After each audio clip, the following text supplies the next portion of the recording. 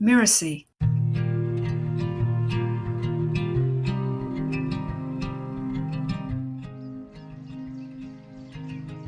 Once the Buddha was a wise quail, the leader of a flock. One day, a hunter came into the forest. Imitating the quail's own calls, he began to trap unwary birds. The wise quail noticed that something was amiss. Calling his flock together, he announced, "My fellow quail, I am afraid that there is a hunter in our forest. Many of our brothers and sisters are missing. We must be alert. Danger is all around us. Still, if we work together, we can stay free. Please listen to my plan." Hi, I'm Lisa Bloom, the Story Coach, and you're listening to Once Upon a Business. In each episode, we explore a story, a fairy tale, folk tale, or traditional story, so that we can discover the amazing lessons relevant for business and for entrepreneurs. The wise quail continued. If you should hear a whistling call, twee-wee, twee-wee, twee-wee, as if a brother or sister were calling, be very watchful. If you follow that call, you may find darkness descending upon you. Your wings will be pinned so that you cannot fly, and the fear of death may grip your heart. If these things happen, just understand that you have been trapped by the hunter's nest, and do not give up. Remember, if you work together, you can be free. Now this is my plan. You must stick your heads out through webs of the net, and then you must all flap your wings together.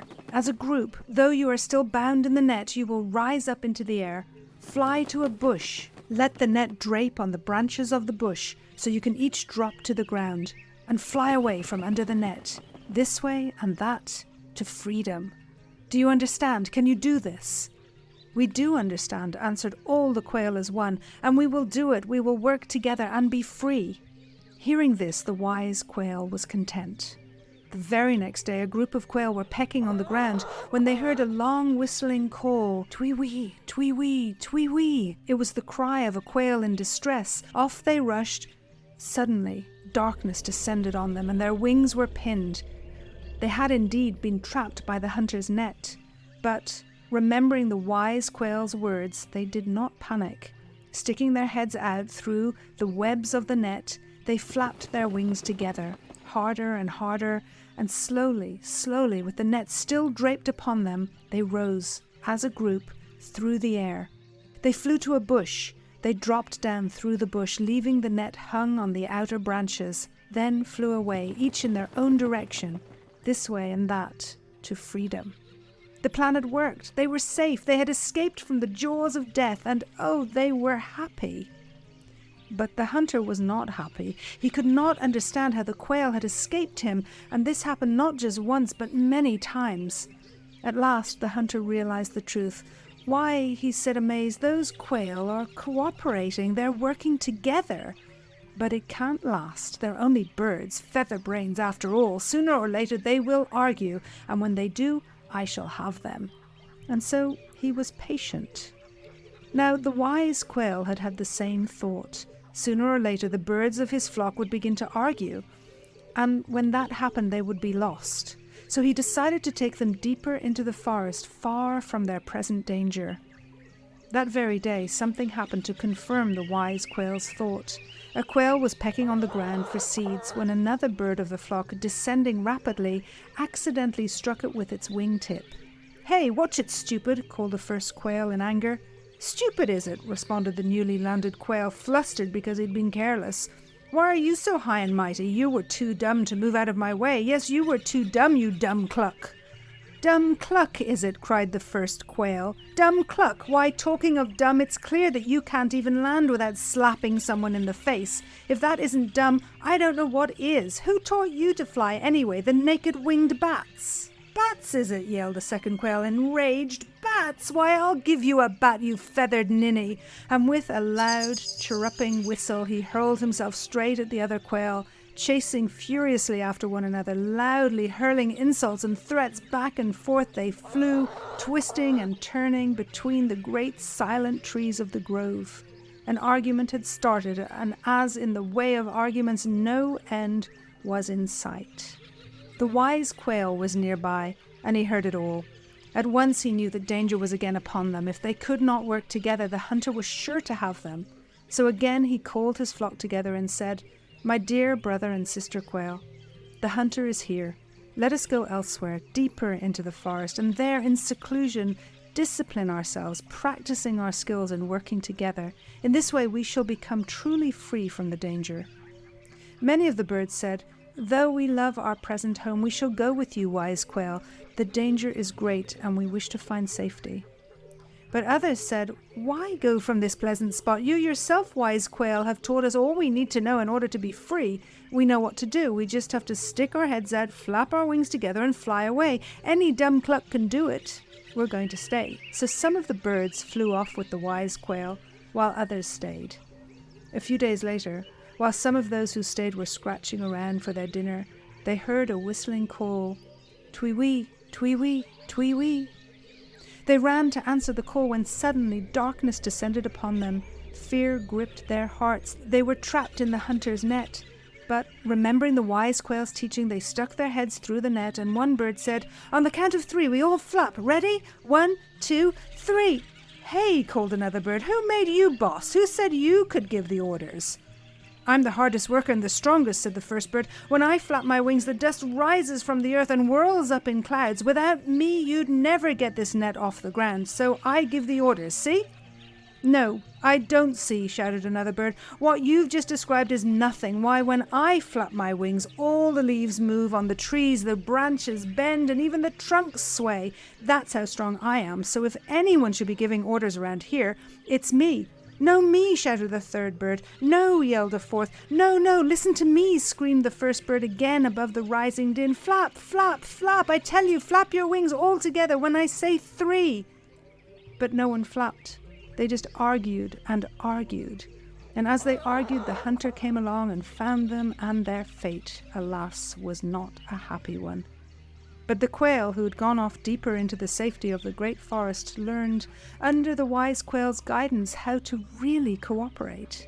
They practiced constantly until they were indeed able to work together without anger or argument. Though the hunter tried many times to catch them, he never could. And if he never caught them, why, they're still free today.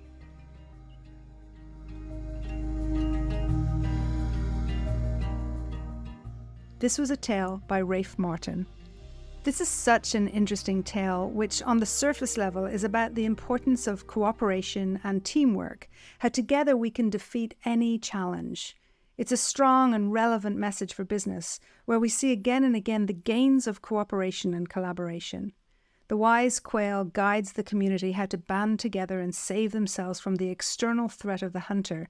Just like in business, we need to come together as a team to unite skills, perspectives, and personalities so that we can overcome the external threat of market volatility, financial setbacks, or fierce competition. As a strong team, we will always overcome all kinds of adversity and achieve common goals. And yet this story, as with so many, has a deeper message. The story starts by saying, once the Buddha was a wise quail, the leader of the flock. This speaks to the idea that wisdom can be found in many places. We hear a lot of talk about how you don't need a title to be a leader. And what we have here confirms this idea that even in a flock of quail, you can have outstanding leadership and wisdom. In fact, it's a reference to Buddha, so the quail is godlike in his wisdom. It makes me think that we can find great leadership or even God in the strangest and most unlikely of places. The story also speaks to the fragility of cooperation. In fact, the likely outcome of collaboration, that we can only work together for so long. Ultimately, bad character and bad behavior will show up. This is such a human picture, and we know how so many folktales give animals and birds human characteristics. We simply can't avoid being petty and mean and ending up arguing and fighting.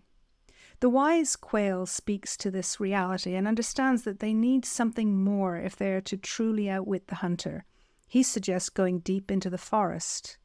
This is a wonderful metaphor of going deep into ourselves to find that peace-loving, cooperating soul that will learn how to overcome these petty human desires to fight and argue. It's only by going into deep introspection and by doing our own work that we can find the true path to not only surviving adversity, but also thriving. This takes skill and practice, but it does mean that we get to live. And in a business context, this speaks to the need for a mentor or a coach, someone who can reflect back to us, who can see the places where deeper introspection, where deeper self-discovery is necessary, where it's just going to help us open up to other possibilities, to other options, to find the very best version of ourselves in any situation, whether it's in the face of adversity or in the face of opportunity. The quails that cannot hear the wisdom of their leader come to a bad end.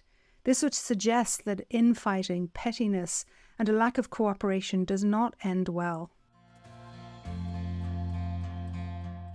It reminds me of what my father used to say. He would say, "What goes around comes around," and I would always argue with him.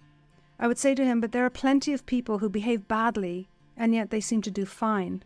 I would be thinking of the wealthy traders that would rip us off, or the mean uncle who seemed to do just fine. He would just smile and nod and say, yes, well, we'll see. My father, who always treated people well in business and in life, and yet suffered a lot in the hands of people more shrewd than him, and even died at a very early age. I remember his smile and nod, his belief in the good of people, and that all's well that ends well. I guess my translation of that is the belief that if the end of the story is not happy, well, it just means that the story is not over. I can't believe that meanness and pettiness will win out, that fighting and arguing are worth it. I believe in this story. Cooperation, collaboration, self-discipline and self-examination wins out every time. Maybe because it's what I want to believe, or maybe it's because I'm my father's daughter. I'm Lisa Bloom, and you've been listening to Once Upon a Business. You can find out more about me at story-coach.com. That's story-coach.com. Once Upon a Business is part of the Mirasee FM podcast network, which also includes such shows as Just Between Coaches and Behind the Launch. To catch the great episodes that are coming up on Once Upon a Business, please like and follow us on Mirasee FM's YouTube channel or your favorite podcast player. And if you enjoyed the show, please leave us a comment or a starred review. It's the best way to help us get these ideas to more people. Thank you. We'll see you next time.